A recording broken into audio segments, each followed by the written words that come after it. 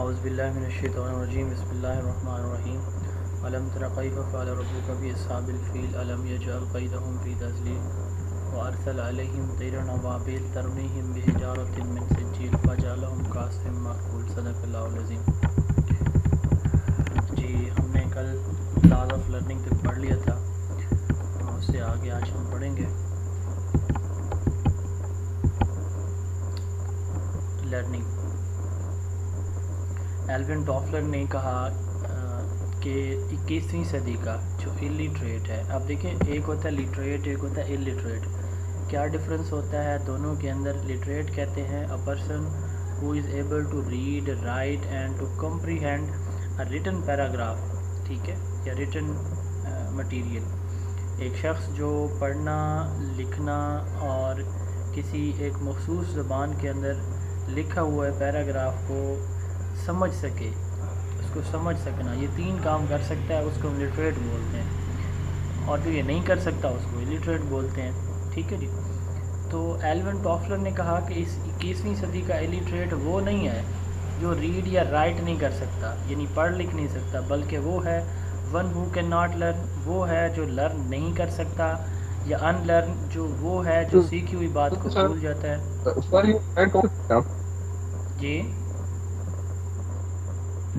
Sir ये slide show नहीं हो रही है। बाकी लोगों को हो रही है स्लाइड शो? सर बिस्मिल्लाहिर्रहमानिर्रहीम यही किसी और को शो हो रही है लर्निंग वाली स्लाइड? Ji please.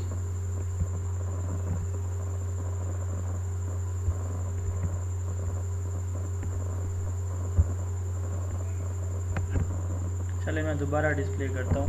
तो मैं बात कर रहा था, एल्विन टॉफलर ने कहा कि 21वीं सदी का जो इलिटरेट है वो शख्स नहीं है जो पढ़ लिख नहीं सकता, बल्कि वो है जो या तो one who can not learn, यानी जो कुछ लर्न नहीं कर सकता। दूसरा है अनलर्न, यानी सीखी हुई बात को वो भूल जाता है। या फिर री लर्न, कैन नॉट री लर्न, यानी कि क्या करता है वो दोबारा किसी का वो सीखी हुई बात एक भूल जाता है, तो उसको दोबारा जो है वो नहीं सीखना चाहता, ठीक है। तो ये 3 उसने कहा कि ये 3 फीचर्स, करेक्टरिस्टिक्स जिस बंदे के अंदर मौजूद होंगे तो वो इलिटरेट कहलाएगा। आप शो हो रही है जी स्लाइड? जी नहीं सर नहीं हो रहे। अच्छा, मैं दोबारा ज्वाइन करता हूँ, वेट कीजिए।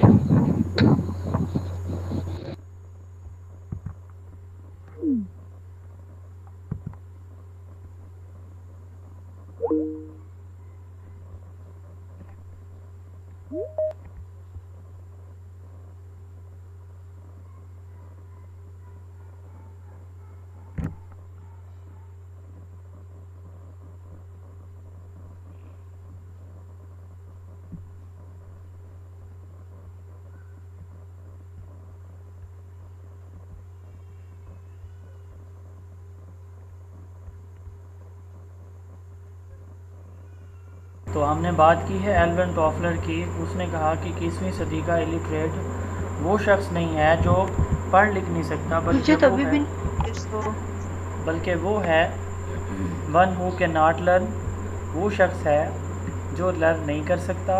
वन हु जो अनलर्न, यानी सीखी हुई बात भूल जाता है। एंड री लर्न, और वो दोबारा भी लर्न नहीं करना चाहता, तो ये शख्स इलिटरेट कहलाएगा, ठीक है जी। Unlearn means to discard from one's memory something learned, specially false और आउटडेटेड इन्फॉर्मेशन।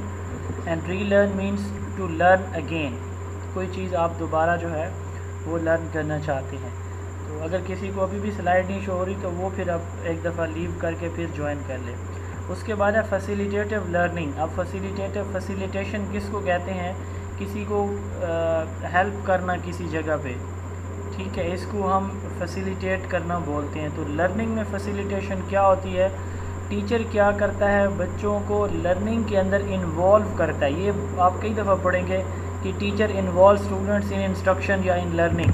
क्या मतलब होता है इसका? मतलब ये होता है कि टीचर प्लानिंग के अंदर यानी लेसन प्लानिंग के अंदर, टीचर की इंस्ट्रक्शंस के अंदर, असेसमेंट के अंदर, हर जगह पे बच्चा साथ शामिल होगा, उसको कंसीडर किया जाएगा, उसकी इनपुट्स को कंसीडर किया जाएगा हर जगह पे। ठीक है, तो इसमें टीचर इन्वॉल्व करता है बच्चे को लर्निंग के अंदर, बच्चा क्वेश्चन करता है, आंसर उनके डिस्कवर करता है और अपना नॉलेज जो है वो रियल वर्ल्ड प्रॉब्लम्स में अप्लाई करता है। रियल वर्ल्ड जो मतलब उसकी रोज़मर्रा ज़िंदगी में जिस तरह के मसाइल आ रहे होते हैं तो हमारा बच्चा जो है इन प्रॉब्लम्स को वहाँ पे अप्लाई करने की कोशिश करता है।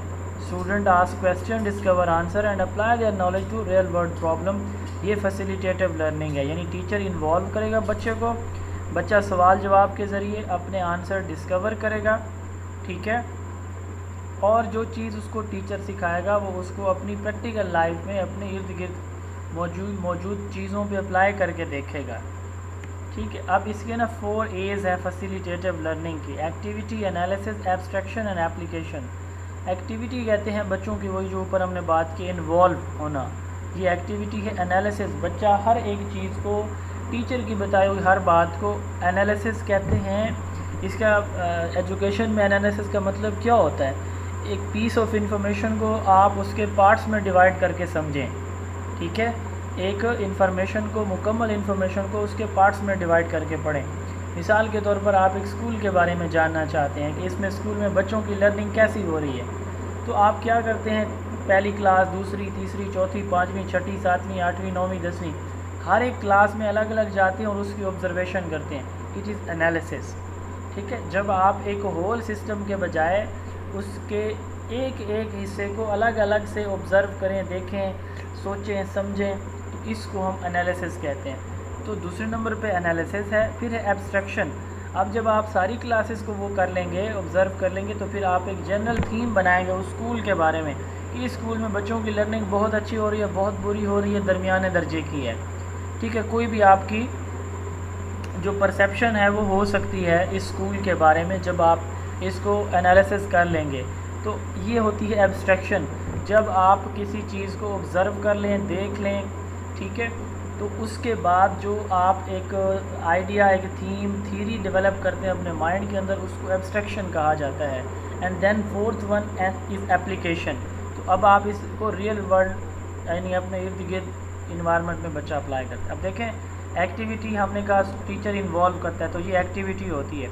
एनालिसिस हमने कहा कि बच्चा सवाल जवाब करता है हर एक चीज़ के बारे में, ये एनालिसिस है। एब्स्ट्रैक्शन, बच्चा अब नॉलेज डिस्कवर करता है, यानी वो एब्स्ट्रैक्शन निकालता है, उसकी क्रक्स, थीम, खुलासा, निचोड़, क्या उसे कहते हैं, और क्या वर्ड्स इसके लिए, जितने भी आप वर्ड यूज़ करना चाहें।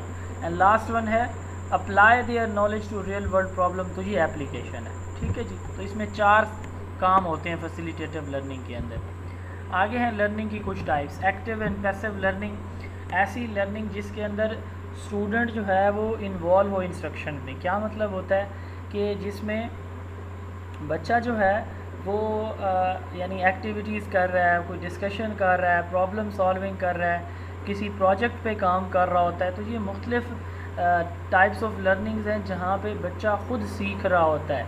ठीक है, बजाय इसके कि जैसे मेरा मेथड है कि मैं सिर्फ आपको एक चीज़ डिलीवर कर रहा हूँ, इसमें आप पैसिवली सुन रहे हैं। ठीक है, और अगर आप सवाल जवाब करते रहते, आप डायलॉग पे आ जाएं, आप डिस्कशन पे आ जाएं, मैं आपको कोई एक्टिविटी असाइन कर दूं, आप उस एक्टिविटी को सॉल्व करने पे लग जाएं, पेयर बना लें या फिर आप ग्रुप वर्क करना शुरू कर दें, ये सारे की सारी एक्टिव लर्निंग हो जाएगी। Style of learning where students are involve in instruction, it is learner centred.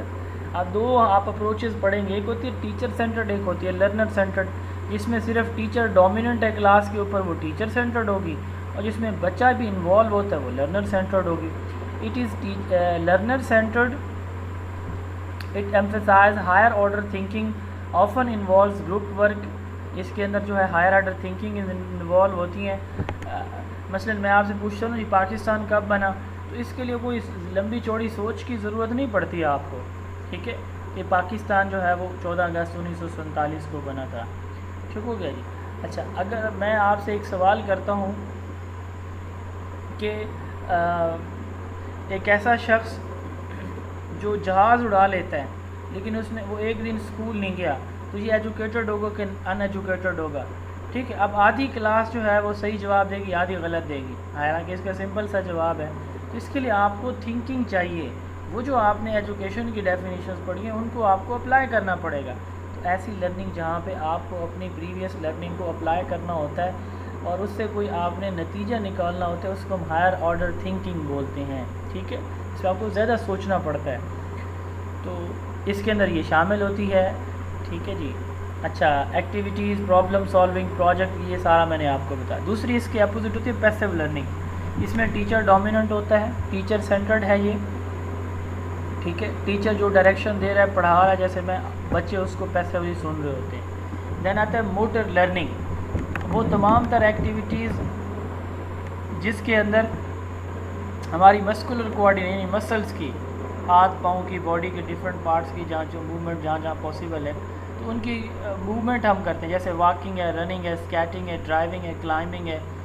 तो ये सारी जो है हमारी मोटर लर्निंग है, यानी हमारी फ़िज़िकल जो मूवमेंट्स हैं जितनी भी, तो उसको एक होती है लोकोमोटरी मूवमेंट, एक होती है नॉन लोकोमोशन। लोकोमोशन क्या होती है? जैसे ये वॉकिंग, रनिंग, स्केटिंग, क्लाइंबिंग, ये हमारी सारी की सारी लोकोमोशन है। यानी लोकोमोटरी मूवमेंट्स वो हमारी होती हैं जिसमें हम एक जगह को छोड़ के दूसरी जगह जाते हैं, यानी हमारी लोकेशन चेंज होती है। और नॉन लोकोमोटरी मूवमेंट, जैसे आप जो है वो जंपिंग, रोप जंपिंग बच्चियाँ करती हैं, बच्चे भी कर रहे होते हैं। ठीक है, सिट स्टैंड कर रहते हैं, चीन अप, पुशअप कर रहे होते हैं, ये हमारी मूवमेंट्स हैं। इसमें हम उसी जगह पे बॉडी को मूव कर रहे होते हैं, बट हम अपनी प्लेस को, लोकेशन को छोड़ नहीं रहे होते। तो इसके अंदर ये दो तरह की मूवमेंट्स इन्वॉल्व होती हैं, यानी इनको हमने अपनी बॉडी को लोकोमोटरी और नॉन लोकोमोटरी मूवमेंट्स में कैसे मूव करना है, यूज़ कैसे करना है अपनी बॉडी को। तो ये जो लर्निंग हमारी हो गई मोटर लर्निंग के लिए। जैसे देखें जो पहाड़ों पे लोग जाते हैं, क्या उन्हें बोलते हैं, कोह पैमा। ठीक है, अब ये देखें ये उन्होंने कैसे मूव करना है अपनी बॉडी को, कब बैलेंस रखने के लिए क्या क्या करना है। अब वो जो चीज़ सीख रहे होंगे ये मोटर लर्निंग होगी। देन है वर्बल लर्निंग, ऐसी लर्निंग जिसमें आपको कोई चीज़ अल्फाज का इस्तेमाल करके सिखाई समझाई जाती है। ठीक है, मतलब लैंग्वेज को यूज़ करके। ठीक है, sign, picture, symbol, word, figure, ये चीज़ें यूज़ करके आपको अल्फाज का इस्तेमाल करके आपको कोई चीज़ सिखाई समझाई जा रही है, ये वर्बल लर्निंग होती है। कॉन्सेप्ट लर्निंग, अगेन इसमें हम कहते हैं कि हमारी हायर ऑर्डर मेंटल प्रोसेसिंग होती है, वो लर्निंग जिसमें हमारी थिंकिंग, रीजनिंग और इंटेलिजेंस इन्वॉल्व होती है।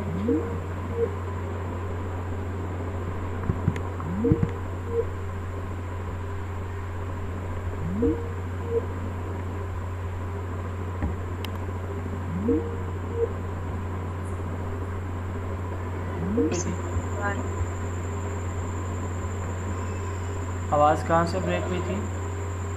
सर आवाज यहाँ से ब्रेक हुई थी, आप मोटर लर्निंग बता रहे थे। हाँ, वर्बल लर्निंग जो है सर इसमें हम क्या करते हैं, लैंग्वेज को यूज़ करते हुए हम जो है, यानी या तो कोई लैंग्वेज सीख रहे होंगे या जो हमें डायरेक्शन या इंस्ट्रक्शंस दी जा रही होंगी वो सारी की सारी वर्बल होंगी।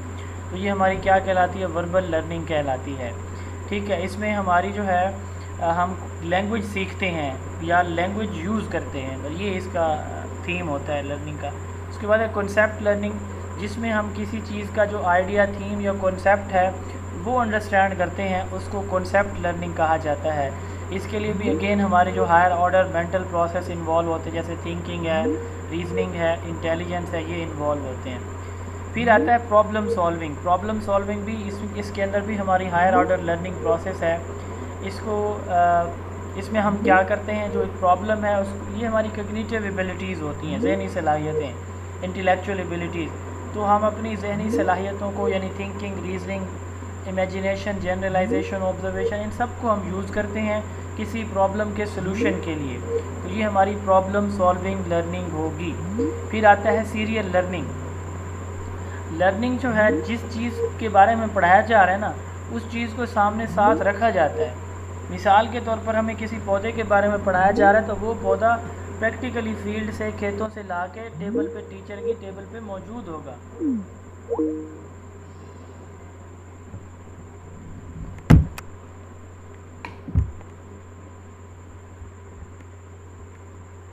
ऑब्जेक्ट को क्लास के अंदर फिज़िकली रखा जाएगा सामने, यानी टीचिंग विद टीचिंग मटेरियल, ठीक है।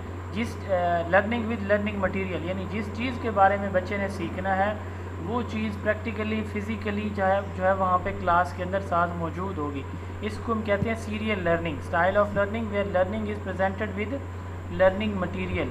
उसके बाद है pair associated learning. Pair associated learning किस तरह की लर्निंग है? It is a cognitive process where two items are stimuli are pair together to create an association. दो चीज़ों का आपस में लिंक बनाया जाता है, ठीक है। दो चीज़ों का लिंक कैसे बनाया जाएगा? मसलन बादल जो है वो आएंगे तो बारिश होगी। अजान हो रही है, प्लीज़ 1 मिनट वेट कीजिए।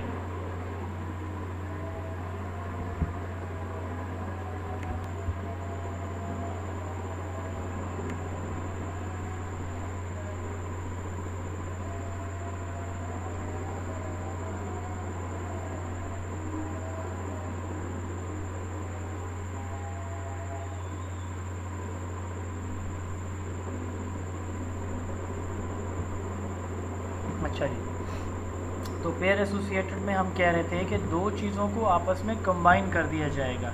दो कॉन्सेप्ट्स को टीचर क्या करेगा, एक दूसरे के साथ एसोसिएट कर देगा, ठीक है।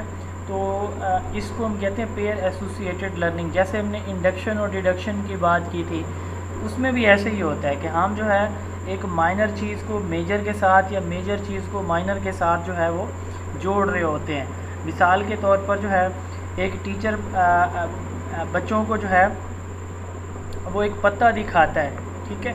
अब वो क्या करेगा, वो उसकी वेन्स दिखाता है पत्ते की ना, एक लंबूतरा सा पत्ता है और वो उसकी बैक साइड पे जो है उसकी वेन्स रगें दिखा रहा है टीचर बच्चों को। तो वो उसकी लाइनें बिल्कुल सीधी हैं पत्ते के ऊपर ना, वेन्स की। तो टीचर उनको कहता है कि बेटा जिस पत्ते की जो पत्ता इस तरह लंबूतरी शेप में होगा और जिसकी जो लाइनें हैं ना इस तरह ये रगें हैं, वेन्स हैं, ये सीधी होंगी, तो वो जो है वो मोनोकॉट होंगे, जितने भी होंगे। आप देखें वो जो है एसोसिएट कर रहा है, एक चीज़ को अप्लाई कर रहा है बाकी सारी चीज़ों के ऊपर। तो इसको हम बोलते हैं pair associated learning. Situation where learning task are presented in such a way that may be learned by reason of their association. आप देखें यहाँ पे बच्चे के लिए याद करना आसान हो जाएगा। तो वो जब भी कोई पत्ते देखेगा, जब भी मोनोकॉट डाइकॉट को कॉन्सेप्ट उससे कोई पूछेगा या उसको कहीं यूज़ करना पड़ेगा तो उसके लिए आसान हो जाएगा। तो इसको एसोसिएशन की वजह से लर्निंग जो है वो बेहतर होती है, इसको कहते हैं पेयर एसोसिएशन लर्निंग। उसके बाद है पॉजिटिव लर्निंग, वो लर्निंग जिससे एक ह्यूमन, एक इंडिविजुअल को खुद को भी फ़ायदा होता है, उसकी सोसाइटी को भी, ठीक है। यानी वो sustain knowledge, skills, moral values, ethical norms which develop and which affect the behavior in desired direction, ठीक है। और इसके अपोजिट क्या होगी, नेगेटिव लर्निंग क्या होगी, unhealthy learning, erroneous and unhealthy learning, knowledge, skills या वैल्यूज़ जो कि फॉल्टी मेंटल मॉडल्स या फिर बिहेवियर को एडवर्सली अफेक्ट कर रही होती है लर्निंग, ऐसे चोरी करना, ठीक है, साइबर क्राइमिंग। तो ये जो है वो इस तरह की लर्निंग है जो उसको भी और उसकी सोसाइटी को भी उसके नेगेटिव इम्पैक्ट्स होते हैं इस लर्निंग के। उसके बाद इंटीग्रेटेड लर्निंग, जब दो या दो से ज़्यादा मोड्स ऑफ लर्निंग को आप इकट्ठा कर देते हैं तो इंटीग्रेटेड लर्निंग होगी। नेटवर्क इशू की वजह से कुछ प्रॉब्लम्स रहे हैं, मैं रिपीट कर देता हूँ जो कुछ अब तक हमने पढ़ा है। हमने बात की है स्टार्ट में लर्निंग की। एल्विन टॉफलर ने कहा कि 21वीं सदी का इलिटरेट वो नहीं है जो रीड राइट नहीं कर सकता, बट के वो है या तो वो सीख नहीं सकता या सीखी हुई बात को वो भूल जाता है और फिर भूली हुई बात को दोबारा याद नहीं करना चाहता या दोबारा सीखना नहीं चाहता, ठीक है। फैसिलिटेटिव लर्निंग में हमने कहा 4 चीज़ें होती हैं। एक तो टीचर इसमें बच्चों को इन्वॉल्व करता है, बच्चा सवाल जवाब करता है यानी एनालिसिस करता है, उससे वो अपना एक थीम डिस्कवरी या नॉलेज खुद से डिस्कवर या कंस्ट्रक्ट करता है यानी एब्स्ट्रक्शन करते हैं और एंड पे फिर उसको अप्लाई करता है अपनी प्रैक्टिकल लाइफ में। एक्टिव लर्निंग हमने कहा वो लर्निंग होती है जिसमें स्टूडेंट इन्वॉल्व होता है इंस्ट्रक्शन के अंदर, यानी बच्चा सवाल कर रहा होगा, एक्टिविटीज़ कर रहा होगा, प्रॉब्लम सॉल्विंग कर रहा होगा, ठीक है। और इसमें जो लर्निंग है वो हम कहते हैं कि लर्नर सेंटर्ड होती है, पैसिव लर्निंग में हम कहते हैं कि ये जो लर्निंग होती है टीचर सेंटर्ड होती है, क्योंकि इसमें टीचर डायरेक्शन दे रहा होता है। मोटर लर्निंग में बच्चा अपनी बॉडी मूवमेंट्स कैसे उसने करनी है इसको सीख रहा होता है। वर्बल लर्निंग में किसी लैंग्वेज को यूज़ करके बच्चा जो है कम्युनिकेशन को यूज़ करके साइन सिंबल्स को यूज़ करके बच्चा क्या कर रहा होता है, लर्निंग कर रहा होता है। कॉन्सेप्ट लर्निंग में इसमें बच्चा जो है थिंकिंग, रीजनिंग, इंटेलिजेंस को इन्वॉल्व करके किसी चीज़ का कॉन्सेप्ट समझ रहा होता है। प्रॉब्लम सॉल्विंग में प्रॉब्लम्स को सॉल्व करने की स्किल सीख रहा होता है।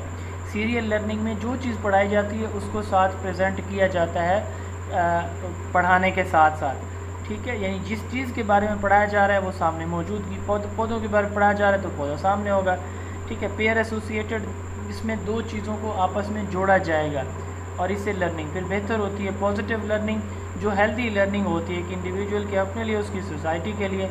नेगेटिव लर्निंग जो अनहेल्दी होती है कि इंडिविजुअल के अपने और उसकी सोसाइटी के लिए। इंटीग्रेटेड मिक्स लर्निंग होगी, ठीक है। अब इसके बाद इसकी कुछ और टाइप्स भी हैं लर्निंग की।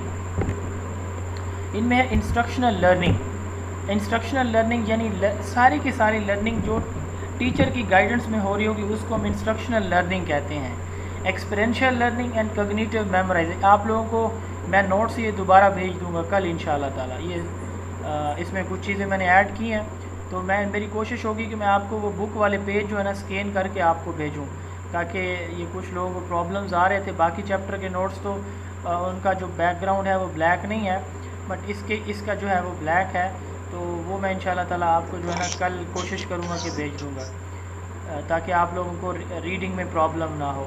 बुक के आने तक एक चैप्टर सर हमारे आपकी बुक कब मिलेगी? बुक अभी इंशाल्लाह ताला कोशिश है मेरी कि इस संडे तक प्रिंटिंग के लिए मैं दे दूँ। मे भी 2-4 दिन लेट हो जाए, बट कोशिश है कि 25 से पहले मैं दे दूँगा इंशाल्लाह। तो 15 दिन तकरीबन लग जाते हैं उसको प्रिंटिंग प्रोसेस पे, तो इंशाल्लाह ताला फिर आ जाएगी। 10 से पहले आपको मिलेगी घर से इंशाल्लाह। अच्छा, instructional learning, learning under the guidance of teacher, ठीक है। उसके बाद एक्सपीरियंशियल लर्निंग और कॉग्निटिव मेमोराइजेशन। एक्सपीरियंशियल लर्निंग, एक बच्चा खुद कुछ सीखना चाहता है, ठीक है, कैसे वो सीखेगा? Through hands on activities. एक होता है hands on knowledge, hands on observation या हैंड ऑन एक्टिविटीज़। क्या मतलब होता है इसका, कोई बता सकता है हैंड्स ऑन का क्या मतलब है?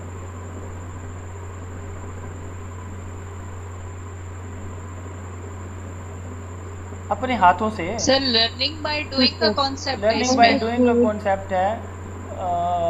अगर हम हैंड्स ऑन एक्टिविटी की बात करें तो इसके अंदर आप कह सकते हैं लर्निंग बाय डूइंग का कॉन्सेप्ट है। हैंड्स ऑन ऑब्जर्वेशन का मतलब डायरेक्ट ऑब्जर्वेशन, एक बंदा एक काम को खुद कर रहा होता है ना, इसको हम कहते हैं हैंड्स ऑन, ठीक है। हैंड ऑन एक्टिविटी है, हैंड ऑन ऑब्जर्वेशन है, खुद कर रहा है, ऑब्जर्व खुद देख रहा है एक चीज़ को, ये हैंड ऑन ऑब्जर्वेशन है। हैंड ऑन एक्टिविटी क्या होगी कि एक बंदा खुद से कोई चीज़, कोई एक्टिविटी कर रहा है।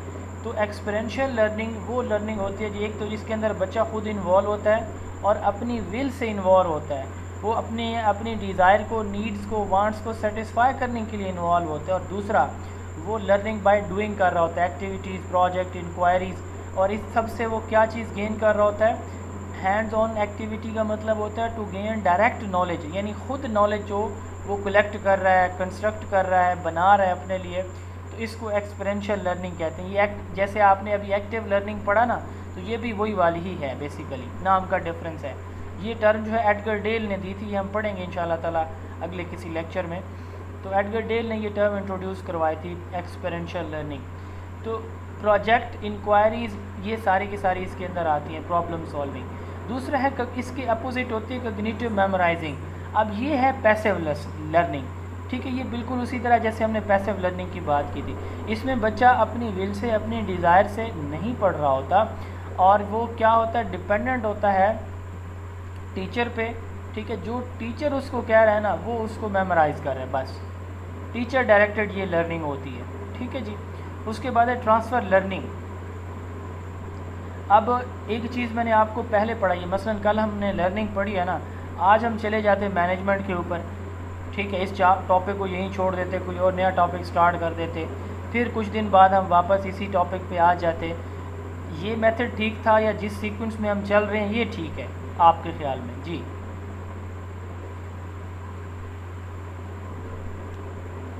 जी आपसे सवाल सर है। आप सरसरी फिर भी कुछ बता रहे हैं इसके लिए।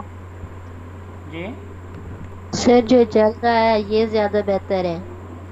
अच्छा, क्यों? क्योंकि इसमें जो न्यू नॉलेज आपका है ना, वो आपके प्रीवियस नॉलेज के साथ, प्रीवियस लेक्चर के साथ इंटरकनेक्टेड है। हर एक चीज़ को इस तरह से यहाँ पे किताब के अंदर नोट्स में शामिल किया गया है कि हर आने वाले टॉपिक में पीछे वाली कोई ना कोई बात लिंक्ड है। जैसे अभी हमने इसकी इंस्ट्रक्शनल लर्निंग की बात की है, यहाँ पे हमने पैसिव लर्निंग की बात की है, ये सिमिलर है। ठीक है, जैसे हमने एक्सपीरियंशियल लर्निंग की बात की है, ये समहाउ एक्टिव लर्निंग से मिलता जुलता है। तो ट्रांसफ़र लर्निंग इसी को कहते हैं, learning based on previous learn task. It is speedy, accurate and need less time.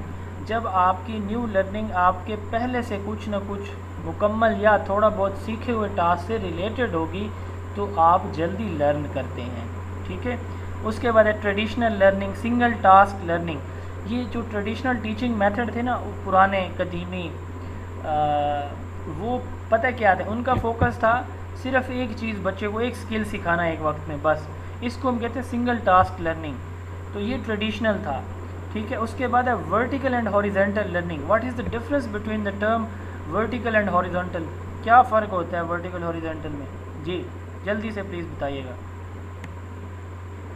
जी नहीं पता किसी को? सर वर्टिकल लर्निंग में एक स्टेज और एक क्लास में जो कॉन्सेप्ट पढ़ रहे हैं फिर हम दूसरी क्लास में भी वो वाला कॉन्सेप्ट जाए तो वो वर्टिकल में शुमार होता है। हॉरिजेंटल में सेम क्लास में ही जो है वो इंटरलेट हम उस कॉन्सेप्ट को पिक कर रहे नहीं, होते मेरा हैं। मतलब ये मैंने पूछा है what is difference between word vertical and horizontal, क्या फ़र्क होता है इन दोनों में? अच्छा, ये जो लाइन आप देख रहे हैं, ये लाइन, इसकी जो इसकी जो डायमेंशन है, सर वर्टिकल तो 90 का एंगल बनाती है ना। नहीं ये देखें, ये जो लाइन है, ये इसको आप हॉरिजेंटल डायरेक्शन सर कहेंगे या इसमें वर्टिकल? फॉर्मल सेटिंग होती है। मेरी बात का जवाब दे रहे हैं। ये जो लाइन आप देख रहे हैं, ये वर्टिकल लिखे हुए हैं या हॉरिजेंटल हैं? ये ये हॉरिजेंटल सर कौन सी सर ये हॉरिजेंटल है। ठीक है। और ये जो बार है, ये हमारी ये सर ये बार हॉरिजॉन्टल देखें, है। ये बार वर्टिकल है हॉरिजेंटल है? ये वाली वर्टिकल है। ठीक है, यही होता है जी फ़र्क वर्टिकल और हॉरिजेंटल का। ठीक है, तो लर्निंग हॉरिजॉन्टल है में, सर। हाँ लर्निंग में वर्टिकल और हॉरिजेंटल का क्या कंसेप्ट होगा? इसमें ये होगा कि आपका जो टीचर है, ठीक है, वो आपसे एज में ज़्यादा है, एक्सपीरियंस में ज़्यादा है, नॉलेज स्किल्स उसके पास ज़्यादा हैं, वो आपको पढ़ा रहा है, तो ये आपकी वर्टिकल लर्निंग है। ये आपकी क्या कहलाएगी? वर्टिकल लर्निंग कहलाएगी। ठीक है, और अगर आपको पढ़ाने वाला आपका एज फेलो है तो ये आपकी हॉरिजेंटल लर्निंग होगी। ठीक है, अच्छा इसमें एक और भी है, एज फेलो या फिर एक्सपीरियंस उसका भी उतना ही है जितना आपका है। आप किसी से मशवरा लेने जाते हो, या मुझे पता तो नहीं है लेकिन मेरे ख़्याल में ये चीज़ आपके लिए ठीक रहेगी। अब ये एक्सपीरियंस उसका भी नहीं था, उसने भी मशवरा तो दे दिया, बट लेस एक्सपीरियंस था, मोर एक्सपीरियंस नहीं था उस बंदे से, या उसके बराबर उसका एक्सपीरियंस है। जब एक बंदा जिसके पास नॉलेज और स्किल ज़्यादा हो, उस बंदे की निस्बत जो आपसे सवाल पूछ रहा है या कुछ सीखना चाह रहा है, तो आप वर्टिकल लर्निंग में होते हैं। हमारी फॉर्मल लर्निंग जितनी भी होती है ना, स्कूल कॉलेज यूनिवर्सिटी की तालीम, ये सारी की सारी वर्टिकल लर्निंग होती है। ठीक है, और जो इनफॉर्मल लर्निंग आप पढ़ चुके हैं पहले, ये सारी की सारी हॉरिजेंटल लर्निंग होगी। सवाल ऐसे आ सकता है कि informal learning is called horizontal learning और formal learning is called vertical learning. Difference clear हुआ जी इसका? Yes sir. अच्छा, ये और दो टाइप्स हैं, ये मॉडर्न टाइप्स हैं, न्यू स्लाइड है। अब देखें इसमें सिंक्रोनस एंड एसिंक्रोनस लर्निंग। अच्छा, दो तरह की ना कम्युनिकेशन होती है। एक कम्युनिकेशन इस वक्त जो हमारी हो रही है, ठीक है, इसमें हम क्या करते हैं कि इस वक्त मैं जो बात कर रहा हूँ आप उसको फ़ौरी सुन के फ़ौरी सवाल जवाब मेरे से कर सकते हैं। एक मैं आपको यूट्यूब का लेक्चर भेजता हूँ, उसका लिंक भेजता हूँ, हमारी आधी क्लास वो लेक्चर सुनती है, रिकॉर्डेड लेक्चर सुनती है जी। उनको कोई प्रॉब्लम आता है तो वो यूट्यूब के ऊपर कमेंट का ऑप्शन होता है, तो वो वहाँ पे मुझसे सवाल कर रहे होते हैं। मैं बहुत कम बट कभी कभार वहाँ पे भी रिस्पॉन्स कर देता हूँ अगर टाइम मेरे पास अवेलेबल हो तो उसमें रिस्पॉन्स पे टाइम गैप आ रहा है, इसमें नहीं आ रहा। यहाँ आप जो पूछ रहे हैं मैं क्विकली रिस्पॉन्स कर रहा हूँ। व्हाट्सएप ग्रुप के अंदर आप सवाल करते हैं, मैं उस वक्त रिस्पॉन्स देता हूँ जब मैं रीड करता हूँ। लेकिन आप में से कोई मुझे व्हाट्सएप कॉल करता है या लाइव सेशन में होता है तो हमारा प्रॉम्प्ट फौरी फीडबैक और रिस्पॉन्स होता है, ऐसे होता है ना जी। तो ये सिंक्रोनस लर्निंग वो होती है जिसमें टीचर और स्टूडेंट, ठीक है, ये दोनों एट अ टाइम फिज़िकली किसी जगह मौजूद हों या वर्चुअली कहीं पे मौजूद हों। जैसे इस वक्त हम फिज़िकली तो नहीं हैं बट वर्चुअली हम जो है हमारे इंटरफेस या हमारा जो इंटरेक्शन है वो हो रहा है आपस में, ठीक है। और जो बात मैं पढ़ा रहा हूँ डायरेक्ट आप उसको गेन कर रहे हैं और जो आपके सवाल हैं आप डायरेक्ट मुझसे पूछ रहे हैं और मैं आपको फौरी रिस्पॉन्स कर रहा हूँ। और ये सिंक्रोनस कौन सी होती है? ऐसी लर्निंग जिसमें आपका टाइम का डिफरेंस हो, ठीक है, लोकेशन का डिफरेंस हो, फीडबैक का डिफरेंस हो। यानी मैंने कोई बात की, आप तक पहुंची, आप वो बात मुझे करेंगे, वापसी रिस्पॉन्स करेंगे, किसी भी वजह से वो मुझ तक लेट पहुंचती है। जैसे हमारी इसकी मिसाल है, ईमेल जो है, ईमेल एक एसिंक्रोनस की एग्जांपल है, आपके टेक्स्ट मैसेज एसिंक्रोनस की एग्जांपल है, आपकी यूट्यूब लेक्चर्स एसिंक्रोनस की एग्जांपल है, क्लास ब्लॉग ये वेबसाइट्स को कहते हैं। वेबसाइट पे आप जाके कमेंट कर देते हैं, उसको जब मैं देखूंगा तो रीड करूंगा, तो ये एसिंक्रोनस है। और सिंक्रोनस कौन सी होती हैं? हमारी फ़िज़िकल क्लासरूम, ठीक है, या वर्चुअल क्लासरूम, जैसे इस वक्त हम मौजूद हैं, live session, live chat, video call, audio call, video conference, जैसे इस वक्त हमारी वीडियो कॉन्फ्रेंस हो रही है। क्लियर इन दोनों का डिफरेंस जी? जी बड़ा इंपॉर्टेंट है, क्वेश्चन आ सकता है जी। Yes sir. अच्छा, नेक्स्ट है कोलैबोरेटिव लर्निंग। कोलैबोरेटिव लर्निंग एक ब्रॉडर टर्म है, अम्ब्रेला टर्म है। इसमें क्या होता है? इसमें स्टूडेंट आपस में छोटे छोटे ग्रुप बना लेते हैं और वो ग्रुप की शक्ल में एक टास्क को कंप्लीट करते हैं या किसी प्रॉब्लम का सलूशन फाइंड आउट करते हैं। इसको हम कहते हैं कोलैबोरेटिव लर्निंग। इसमें लर्निंग सारी की सारी बच्चा खुद कर रहा होता है, टीचर एक फैसिलिटेटर होता है बस। An umbrella term that covers many different methods in which student work together to solve problem, complete task or create a product. Collaborative learning is founded in the concept that learning and knowledge building is social and require active engagement from the student. Social यानी ये याद रखिएगा, collaborative जो learning है ये किस principal पे believe करती है? ये कहती है कि लर्निंग एक सोशल प्रोसेस है। सोशल प्रोसेस क्या होता है? जिसमें लोग आपस में मिलजुल के किसी काम को तकमील तक पहुंचाते हैं, वो सोशल प्रोसेस होता है। तो इसमें भी हम यही कह रहे हैं कि बच्चे आपस में ग्रुप वर्क करके किसी प्रॉब्लम का सलूशन निकालते हैं। Object based learning, OBL। अब ये ऑब्जेक्ट बेस्ड जो लर्निंग है, ये अभी हमने थोड़ी देर पहले बात की है कि लर्निंग विद लर्निंग मटेरियल। हमने क्या कहा कि जो टास्क पढ़ाया समझाया जा रहा है तो उसको साथ प्रेजेंट भी किया जा रहा है, ठीक है। सीरियल लर्निंग, हमने कहा कि लर्निंग विद लर्निंग मटेरियल है कि जो टास्क पढ़ाया सिखाया जा रहा है वो साथ प्रेजेंट भी किया जा रहा है। तो इसको हम क्या बोलते हैं जी? सीरियल लर्निंग हमने कहा। तो ऑब्जेक्ट बेस्ड लर्निंग, हमारे यहाँ बहुत सारी चीज़ें ऐसी होती हैं जिनको हम क्लासरूम में नहीं ला सकते। फॉर एग्जांपल एक इंजीनियरिंग की क्लास है तो वो ट्रैक्टर लाजमी नहीं है कि हर वक्त उनकी क्लासरूम के अंदर मौजूद हो, तो वो छोटे साइज़ का एक मॉडल ट्रैक्टर बना लेते हैं, वो उसको दिखा सकते हैं, ठीक है। तो इसी तरह आप किसी बड़े साइज़ के प्लांट को लाने के बजाय आप कोई किसी प्रोजेक्ट का बना लेते हैं, छोटे छोटे मॉडल्स बना लेते हैं, तो वो आप क्लासरूम में दिखाते हैं, ह्यूमन ब्रेन के मॉडल, ह्यूमन डाइजेस्टिव सिस्टम के मॉडल वगैरह वगैरह। तो ये जो है ऑब्जेक्ट बेस्ड लर्निंग ऐसी होती है जिसके अंदर हम अथेंटिक कहते हैं जो एक्चुअल होता है मटेरियल, ठीक है। इसको हम रियलिया भी कहते हैं, जो रियल लाइफ ऑब्जेक्ट होते हैं ना उनको रियलिया कहते हैं, और जो उनकी कॉपी होती है वो रेप्लिका होता है।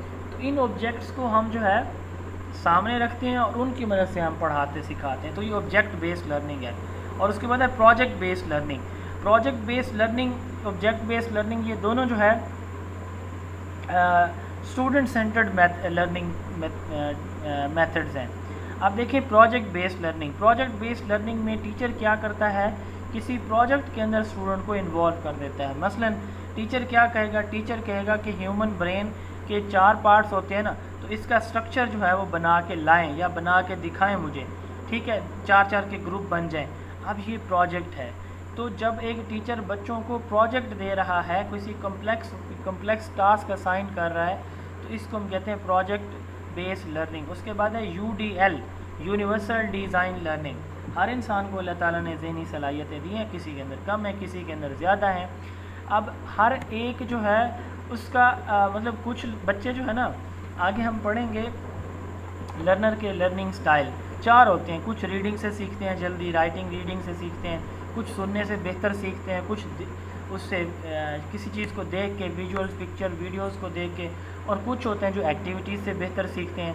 तो हर एक का एक ये मुख्तलिफ अप्रोच हो सकती है, किसी की एक से ज़्यादा भी हो सकती हैं। इसको कहते हैं यूनिवर्सल डिज़ाइन लर्निंग, कि हमें लर्निंग उस तरह से बच्चे को करानी चाहिए जिस तरह से उसका जहन डिज़ाइन किया गया उसको लर्न करने के लिए। एक बच्चा होता है जो मैथ में इंतहाई नालायक होता है, वही बच्चा बायो या केमिस्ट्री के अंदर टॉपर होता है। आप देखें उस बच्चे की उधर जो है वो उस लाइन पे वो नहीं चल सकता। एक बच्चा मेडिकल के फील्ड में जाता है, बार बार फेल हो जाता है, वही बच्चा जो है इंजीनियरिंग के फील्ड में जाता है तो कामयाब हो जाता है। तो ये है यूनिवर्सल डिज़ाइन लर्निंग, जो जिस तरह से हमारा माइंड जो है तख्लीक किया गया है किसी भी लर्निंग को, किसी भी टास्क को लर्न करने के हवाले से, तो हमें लर्निंग उसी तरह से डिज़ाइन करनी चाहिए। इस पे बहुत सारी थीरीज़ हैं, इसी चैप्टर के अंदर हम पढ़ेंगे कि लर्निंग किस तरह से होती है, तो उसको किस तरह से एक इंसान जो है वो किस तरह से कोई चीज़ सीखता है या सीख सकता है, तो उसको कैसे सिखानी चाहिए हम पढ़ेंगे इसी चैप्टर में आगे जाके। अच्छा, अब है कुछ टाइप्स हैं मॉडर्न लर्निंग की। अब इसमें सबसे पहले है ब्लेंडेड लर्निंग। आप पढ़ चुके हैं पहले, कौन बताएगा जी ब्लेंडेड लर्निंग की डेफिनेशन? जी जल्दी से बताएं जी please. What is blended learning? Physical और ऑनलाइन दोनों तरह की लर्निंग हो तो ये ब्लेंडेड लर्निंग होती है। Yes, thank you. Physical plus online learning is known as blended learning. आसान है जी, ये बड़ा इंपॉर्टेंट है, 2 दफ़ा पेपर में पूछा जा चुका है यही एक क्वेश्चन PPSC के पेपर में, ठीक है। अच्छा, अब ब्लेंडेड लर्निंग जो है हमने कहा कि फ़िज़िकल प्लस ऑनलाइन लर्निंग या physical plus virtual learning is known as blended learning, ठीक है। जिसमें अब टीचर आपका एक ही है, क्लास आपकी वही है, सब्जेक्ट आपका वही है, बट आप फिज़िकली भी उससे पढ़ रहे हैं और ऑनलाइन भी पढ़ रहे हैं, ठीक है। इसको ब्लेंडेड कहते हैं। अब इसकी 4 टाइप्स हैं: flip learning, enriched, virtual, blended, flex learning और इंडिविजुअल रोटेशनल मॉडल। अब फ्लिप लर्निंग किसको कहते हैं? फ्लिप्ड क्या होता है जी? वर्ड फ्लिप का क्या मतलब होता है जी? जी जल्दी से बताएं जी, सोचें। अच्छा चलें, सोच के बताइएगा। अच्छा, इसमें क्या होता है कि टीचर क्या करता है, इवनिंग में बच्चों को ऑनलाइन होके, ठीक है, यानी टीचर गाइडलाइन देता है ऑनलाइन होके कि बच्चों आपने ये रीडिंग टास्क घर से मुकम्मल करके लाना है। यानी जैसे फ़र्ज़ करें हमारी आज क्लास हुई है ना फ़िज़िकल, सुबह टाइम आप सब स्कूल स्टूडेंट है, मैं आपको टीचर हूँ सपोज़ कर लें, तो मॉर्निंग में मैंने आपको पढ़ा दिया। अब कल के दिन के लिए जो आपको मैंने पढ़ाना है ना, तो वो हम सारा क्या करेंगे, रीडिंग उसकी अभी ऑनलाइन बैठ के कर लेंगे, ठीक है, किसी माइक्रोसॉफ्ट जूम पे आके। अब ये जब हो जाएगी तो क्लास में कल जब तशरीफ़ लाएंगे आप लोग, तो उससे रिलेटेड जितने भी कोई प्रॉब्लम्स होंगे, कोई एक्टिविटीज़ होंगी, वो हम वहाँ क्लास के अंदर प्रॉब्लम सॉल्यूशन फाइंड आउट करेंगे। बस हम वहाँ रीडिंग वगैरह नहीं करेंगे, ठीक है, सिर्फ एक्टिविटी करेंगे। आपको डिटेल में नहीं पढ़ाया जाएगा, आप वो डिटेल सारी ऑनलाइन हो जाएगी, आपको फ़िज़िकली बुलाया जाएगा और वहाँ पे एक्टिविटीज़ होंगी। ये होती है फ्लिप लर्निंग। दूसरी है इनरिच वर्चुअल ब्लेंडेड लर्निंग। आप देखें, इनरिच कहते हैं किसी चीज़ का फुल हो जाना, यानी किसी चीज़ की एक्सेस जो है ज़्यादा मिकदार में मौजूदगी, ठीक है। और वर्चुअल किसको कहते हैं? मैंने आई थिंक 2 दफ़ा पहले बताया हुआ है कि वर्चुअल लर्निंग ऐसा ऑनलाइन प्लेटफॉर्म होता है जो किसी फॉर्मल इदारे से जब आप ऑनलाइन होकर कुछ सीख रहे होते हैं ना, लर्न कर रहे होते हैं, आप जो है उस वक्त वर्चुअल प्लेटफॉर्म को यूज़ कर रहे होते हैं। तो इनरिच वर्चुअल ब्लेंडेड क्या कह रहा है कि आप सारे का सारा इनरिच यानी मैक्सिमम वर्चुअल लर्निंग कर रहे होंगे। इसका मतलब यही बन रहा है नाम का। यही आगे डेफिनेशन अगर आप देखें, कंप्लीट लर्निंग टास्क ऑनलाइन, सारे का सारा टास्क आप यहाँ पे करते हैं इनरिच वर्चुअल पे, यानी ऑनलाइन ही करते हैं। कब आएंगे स्कूल? सिर्फ उस वक्त जब आपको कोई किसी एक टॉपिक में मसला है, आप स्कूल आ जाएंगे, टीचर से वो पूछ लेंगे। ये होता है enriched virtual blended learning model. एक और मॉडल होता है, वो होता है फ्लेक्स मॉडल।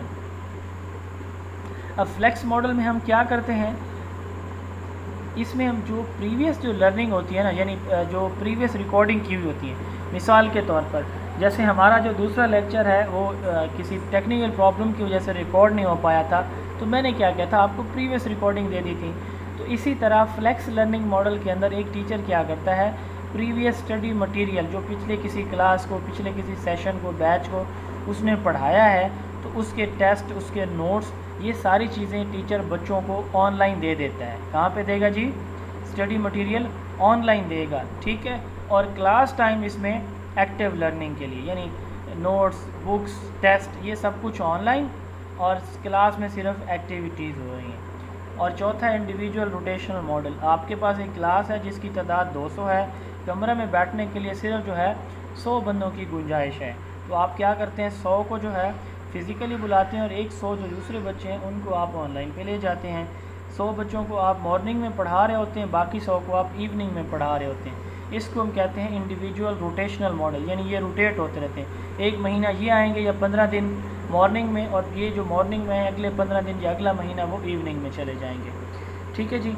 ऑनलाइन या वर्चुअल लर्निंग, मैंने ये बताया है कि ऑनलाइन लर्निंग और वर्चुअल में क्या डिफरेंस होता है। नेटवर्क आप जब यूज़ कर रहे होते हैं तो ये आपकी ऑनलाइन या वर्चुअल लर्निंग होती है। इन दोनों का डिफरेंस अगर आप देखेंगे तो वर्चुअल लर्निंग किसी ऑनलाइन फॉर्मल प्लेटफॉर्म से आप कुछ गेन कर रहे होते हैं, जबकि जो सिर्फ ऑनलाइन अगर होगी तो आप किसी भी जगह ऑनलाइन सोर्स से जो है आप कुछ भी जो गेन कर रहे होते हैं वो आपकी ऑनलाइन लर्निंग है। इंक्लूसिव लर्निंग आप पहले पढ़ चुके हैं, जिसमें सारे बच्चों को शामिल किया जाता है, ठीक है। और एम्बेडेड लर्निंग जो है आप इन्फ्यूजन पढ़ चुके हैं, कि इन्फ्यूजन में हमने कहा था कि एक बच्चा जिस प्रोफेशन में कल को उसने जाना ना, उस प्रोफेशन के सारे ऐसे लो थोड़ा थोड़ा कंटेंट बच्चे के स्कूल करिकुला के अंदर शामिल कर दिया जाए, ठीक है। एम्बेडेड लर्निंग क्या कहती है? एम्बेडेड लर्निंग कहती है कि आप जो थ्योरी का नॉलेज है ना वो सिखाने के साथ साथ प्रैक्टिकल नॉलेज भी बच्चों को सिखाएं, ठीक है।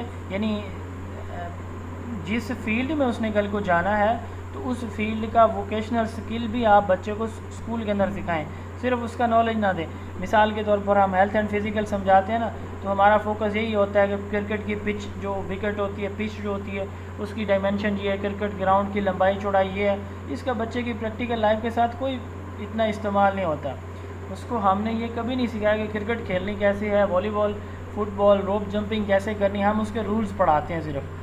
तो ये जो एम्बेडेड लर्निंग है ये कहती है कि नॉलेज के साथ साथ आप उसको स्किल भी सिखाएं, ठीक है जी। उसके बाद है contemporary learning environment. Contemporary learning environment ये है कि हमारी फ़िज़िकल क्लासरूम के अंदर इंटरनेट की अवेलेबिलिटी हो, हर बच्चे के पास एक कंप्यूटर मौजूद हो, हम फिज़िकली बच्चों को पढ़ाएं, उस पढ़ाने के साथ साथ बच्चों को हम डिजिटल प्लेटफॉर्म यूज़ करने के लिए भी मोटिवेट करें।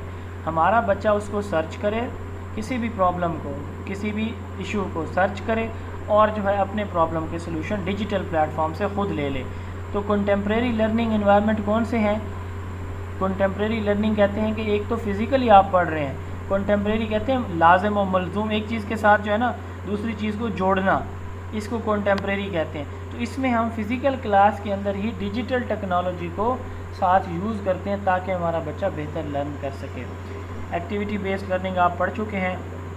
दो इम्पोर्टेंट क्वेश्चन हैं, डोमेन्स ऑफ लर्निंग। लर्निंग के 3 डोमेन्स हैं जी, कॉग्निटिव डोमेन, साइकोमोटर डोमेन और affective domain. Cognitive domain basically psychomotor domain का दूसरा नाम होता है। और लर्निंग की 5 डायमेंशंस हैं, why, what, when, where and how. इसको हम 4W and 1H भी कहते हैं, ठीक है। आपसे पूछा जा सकता है what are the 4W's and 1H of learning. तो why, what, when, where and how, ठीक है। तो जो इसमें आप देखें ये 4 जो है 4W है और 1 H है। इसमें वाई हमारा ऑब्जेक्टिव होता है, क्यों हम पढ़ना चाहते हैं। व्हाट हमारा टॉपिक होता है, क्या, ठीक है, क्या पढ़ना है हमने। व्हेन हमारा टाइम होता है, कब पढ़ेंगे, कितना पढ़ेंगे। वेयर हम कहाँ पे पढ़ेंगे, ठीक है, क्लासरूम। एंड हाउ हमारा टीचिंग मेथड हो जाएगा। तो ये 5 डोमेन्स ऑफ लर्निंग और डायमेंशंस ऑफ लर्निंग इम्पॉर्टेंट है। Learning is a change in behaviour और मैचुरेशन क्या होता है, लर्निंग चेंज इन बिहेवियर को कहते हैं, और ये चेंज इन बिहेवियर लाजमी नहीं है कि आपका परफेक्ट हो, ठीक है। मिसाल के तौर पर आपने जो है कोई खाना बनाना, फीमेल हमारी मौजूद हैं तो रोटी बनाना वो सीखती हैं, उन्होंने सीख तो लिया कि रोटी कैसे बनाती हैं, अब उसके अंदर परफेक्टनेस नहीं है, ठीक है। अब इसके अंदर ग्रेजुअल डेवलपमेंट होती है, मैचुरेशन, ठीक है। यानी आप एक स्टेज आ जाती है कि आपकी बनी हुई रोटी जो है उसके अलावा कोई रोटी खाने को तैयार नहीं होता, ठीक है। यानी कोई और बंदा अगर रोटी बना ले तो वो रोटी उस तरह से नहीं अच्छी लगती जिस तरह से किसी एक घर में किसी एक फ़ीमेल की बनी हुई रोटी जो है वो सब शौक़ से खाते। वजह क्या होती है? वजह ये होती है कि आपकी वो जो टास्क है जो आपने सीखा है उसके अंदर क्या होता है कि जी जो प्रोफिशेंसी है, एक्सपर्टीज़ है, उसके अंदर मास्टरी है, वो आहिस्ता आहिस्ता आ जाती है। मैचुरेशन इसी को कहते हैं कि हमारा जो दिमाग होता है, ब्रेन हमारा है, माइंड हमारा है, वो कुछ बातों को स्टार्ट में, अब जैसे देखें ना छोटी एज के अंदर बच्चा हाइपर हो जाता है। आज यकीन करें ये 2 दफ़ा, आज की मैं बात बताता हूँ अभी की, ये 2-3 दफ़ा मैं गांव में रहता हूँ, यहाँ पे बड़े मसाइल होते हैं, तो जो डिवाइस है वो काम नहीं कर रही होती, मेरे 2 मोबाइल फ़ोन पे पैकेजेस होते हैं, एट अ टाइम मैं उसको कनेक्ट कर रहा होता हूँ। तो एक मोबाइल को मैंने एक दफ़ा कनेक्ट किया, वो नहीं चला, दूसरी दफ़ा मैंने किया नहीं चला, तीसरी दफ़ा मैंने किया तो फिर डिस्कनेक्ट हुआ। तो जब मैंने उसको ना डिस्कनेक्ट होने के बाद मेरा दिल किया कि मैं इसको फ़र्श पे नीचे मारूं और इसके 20 टुकड़े हो जाएं, और उसी लम्हे मैंने सोचा कि अगर मैंने ये किया तो 2 मिनट में तो चले मेरा गुस्सा तो उतर जाएगा, लेकिन उसके बाद फिर मुझे 50,000 लगाने पड़ेंगे। ये होती है मैचुरेशन, कि जब जो है किसी सिचुएशन को आपने किस तरह अप्रोप्रिएट वे में रिएक्ट करना है, तो इसको हम मैचुरेशन बोलते हैं। लर्निंग चेंज इन बिहेवियर है, और मैचुरेशन ये है कि परफेक्ट आपका रिस्पॉन्स किस तरह से हो जाए, कब हो जाता है, तो ये ग्रेजुअल प्रोसेस है मैचुरेशन का। उसके बाद ये कंटेम्प्रेरी हमने पढ़ लिया, ऑगमेंटेड लर्निंग और कनेक्टिविज़म और एडॉप्टिव लर्निंग, ये 3 जो है हम चीज़ें बड़ी इंपॉर्टेंट हैं, ये हम पढ़ने जा रहे हैं। ऑगमेंटेड लर्निंग, इसको ऑगमेंटेड रियलिटी भी कहा जाता है। ये 3-4 टर्म्स हैं, ये बिल्कुल सेम है, इनके जो है वो मुख्तलिफ़ जगहों पे मुख्तलिफ़ वे से ये एक्सप्रेस की गई हैं। कंटेम्प्रेरी, ऑगमेंटेड और कनेक्टिविज़म, ये तीनों टर्म्स सेम है, याद रखिएगा, ठीक है जी। ऑगमेंटेड लर्निंग, कंटेम्प्रेरी लर्निंग और कनेक्टिविज़म ये सेम ही हैं। इसमें भी हम कह रहे हैं कि हम जो है फ़िज़िकल क्लासरूम के अंदर यानी ये चीज़ें सारी यूज़ कर रहे हैं, बच्चा जो है वो ख़ुद अपनी उसको वो क्या कर रहा होता है, अपनी लर्निंग इन्हांस कर रहा होता है, ठीक है, इंडिपेंडेंट होता है, वो ग्लोबल रिसोर्सेज से ख़ुद कनेक्ट होकर उनके अपने प्रॉब्लम का सलूशन निकाल रहा है। इसको भी हम यही कहते हैं कि डिजिटल कंटेंट और वर्चुअल कंटेंट को हमारी फ़िज़िकल क्लासरूम के अंदर जब हम यूज़ कर रहे होते हैं तो ये ऑगमेंटेड लर्निंग कहलाती है, ठीक है। इसका मकसद क्या होता है? इसका मकसद होता है हमारी ट्रेडिशनल टीचिंग को सपोर्ट करना। अब इसमें हम क्या करते हैं कंटेम्प्रेरी, और इसमें अगर हम बारीकी से जाके कोई डिफरेंस देखना चाहें तो वो ये होता है कि ऑगमेंटेड में एक टीचर ये सारी चीज़ें यूज़ कर रहा होता है, ठीक है, डिजिटल और वर्चुअल एलिमेंट्स टीचर यूज़ कर रहा होता है, कंटेम्प्रेरी में बच्चा कर रहा होता है, कनेक्टिविज़म में बच्चा खुद कर रहा होता है, ये डिफरेंस है थोड़ा सा, ठीक है जी। तो कनेक्टिविज़म बिल्कुल इसी तरह है कि इसके अंदर भी हम क्या करते हैं कि मॉडर्न डिजिटल रिसोर्सेज के साथ हम इनको जो है वो बच्चे को कनेक्ट कर देते हैं, उसकी क्लासरूम को कनेक्ट कर देते हैं, तो ये कनेक्टिविज़म कहलाता है, ठीक है जी। उसके बाद है एडॉप्टिव लर्निंग। एडॉप्टिव लर्निंग क्या है? हमारे यहाँ मुख्तलिफ सॉफ्टवेयर हैं, वो आर्टिफिशियल इंटेलिजेंस को यूज़ करते हैं। आर्टिफिशियल इंटेलिजेंस का पता है आप लोगों को? चैट जीपीटी कोई आप में से यूज़ करता है? जी जी सर। Yes sir. आप सब लोग जो यस है सर, पता है, जैसे कि मतलब एक चीज़ होती है जी, चैट जीपीटी जो है वो लाजमी उस पर अपना अकाउंट बनाएं, ठीक है, और उसमें एक ही जवाब को एटलीस्ट सही टाइम आपने सर्च करना है, तो आपको बहुत सारे आपके प्रॉब्लम्स जो है जो आप गूगल से आप करते हैं ना, तो वहाँ पे वो आपके सॉल्व हो जाएंगे, ठीक है। इवन आप चाहते हैं कि जी ये स्लाइड है, ठीक है, तो आप यहाँ पे ये वहाँ पे पेस्ट करें और आप कहें कि इसके मुझे जो है ना वो 20 MCQ बना दें, तो बल्कि 5 सेकंड के अंदर आपको वो 20 MCQ विद आंसर की बना के दे देगा। ये है chat GPT, artificial intelligence. Math का क्वेश्चन भी इतने अच्छे से सॉल्व कर मैथ का देते कोई हैं। भी क्वेश्चन आप वहाँ पे वो करें, लिखें, इंशाल्लाह आपको जो है वो 5 से 7 सेकंड के अंदर जो है, बल्कि इससे भी कम टाइम में आपको जवाब मिल जाता है। तो ये एक सहूलत है, इसको आप लाजमी अवेल करें। अच्छा, अडॉप्टिव लर्निंग की हम बात करें तो इसी तरह सॉफ्टवेयर बनाए गए हैं, ठीक है, वेबसाइट्स बनाई गई हैं जो कि ख़ुद देखती हैं कि अब बच्चे को क्या चाहिए। अच्छा, आर्टिफिशियल इंटेलिजेंस की मैं बात कर रहा था, मसलन आपने सर्च किया ना कि करिकुलम के मॉडल कौन से हैं, ठीक है, अब आपको लगता है कि वो जवाब ठीक नहीं है, आप उससे पूछते हैं आर यू श्योर, वो फिर आपको उसकी डिटेल बताता है कि येस आई एम श्योर, या वो कहता है कि सॉरी मुझसे गलती हो गई है, तो इसका सही जवाब ये, या इसका वाकई सही जवाब यही है। फिर आप जो है ना उससे अगली बात पूछते हैं ना, कोई एक सिर्फ वर्ड लिखते हैं तो वो आपको उसी टॉपिक जो आपका चल रहा होता है उसी से रिलेटेड ही सारा कंटेंट ओपन करके दे रहा होता है, ठीक है, टेक्सचुअल फॉर्म में। तो ये है आर्टिफिशियल सर इंटेलिजेंस, ये यानी ये हमारी जो मशीन इंटेलिजेंस है ना, ये हमारे दिमाग को समझ रही होती है कि हमें किस तरह की इंफॉर्मेशन चाहिए। जी क्या कह रही हैं आप? सर इनका आंसर बिल्कुल 100% परफेक्ट होता है?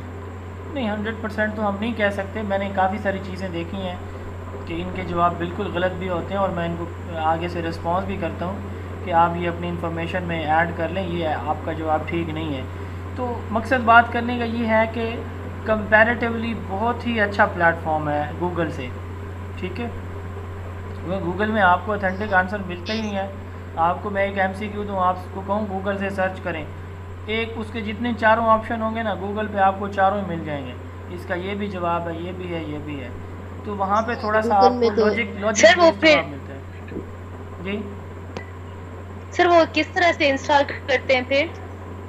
नहीं, ये मशीन इंटेलिजेंस है, जिस तरह ह्यूमन माइंड है ना जी, तो इसी तरह जी हम सर। जो मशीन इंटेलिजेंस है वो सोचती है कि अब इसका क्या जवाब, जैसे हम लॉजिक बेस्ड आंसर देते हैं ना, तो वो भी आपको लॉजिक बेस्ड रेफरेंस के साथ आपको आंसर देते हैं। आप इंस्टॉल कीजिएगा, उस पर चीज़ें सर्च करें थोड़ी सी, तो आपको आइडिया हो जाएगा। बड़ा अच्छा प्लेटफॉर्म है।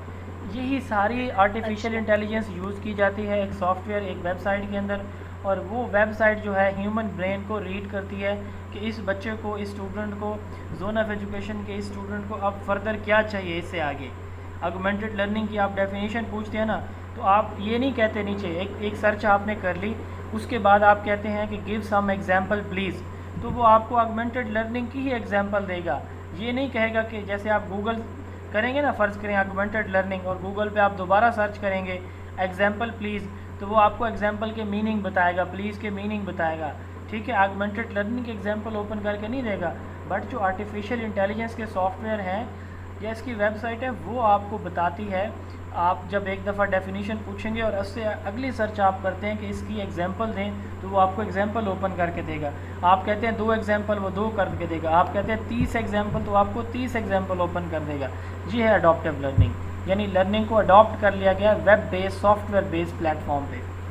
तो अब वेब बेस्ड या software based platform, this software contain all the important information related to the class and is able to guide the student along their learning. यानी ये एक सॉफ्टवेयर बनाया जाता है ना जब, उसके अंदर सारी information, audio, video, text, pictures, history, papers, test वगैरह सारे शामिल कर दिए जाते हैं। It uses computer algorithm as well as artificial intelligence and intelligently adopt to a learners unique needs and preferences, learning only through technology.